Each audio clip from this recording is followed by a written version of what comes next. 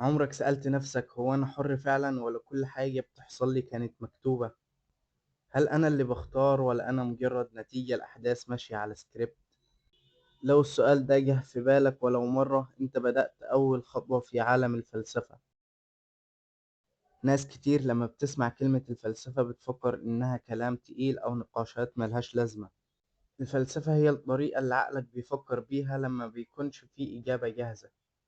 يعني لما تسأل ليه في خير وشر، إزاي أعرف إن على الحق، إيه معنى الحياة، دي كلها أسئلة فلسفية.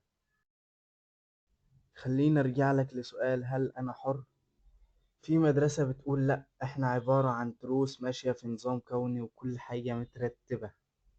يعني حتى اختيارك للفطار كان نتيجة تجاربك، شخصيتك، بيئتك. وفي اللي بيقول لأ، إحنا أحرار. لكن الحرية مش معناها إنك تعمل أي حاجة. الحرية هي إنك تفهم حدودك وتختار جواها، وده اللي بيخلي الفلسفة ممتعة.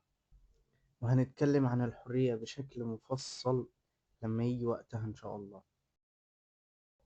دلوقتي هشرح لك مثال تطبيقي بسيط. تخيل إنك في موقف وواحد شتمك.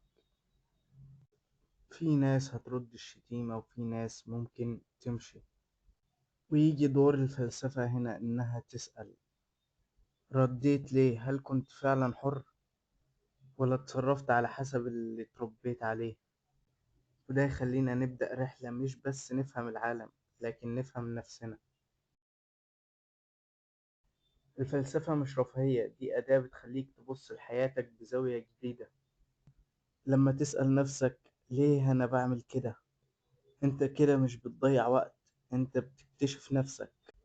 لو وصلت لهنا فدي أول خطوة. الفيديو ده مجرد باب صغير فتحناه سوا.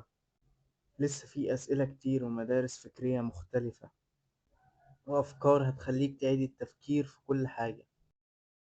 لو حابب تمشي الرحلة دي معايا اشترك في القناة وفعل الجرس وسيبلي في كومنت ايه أكتر سؤال فلسفي جه في بالك ومش لاقيله إجابة.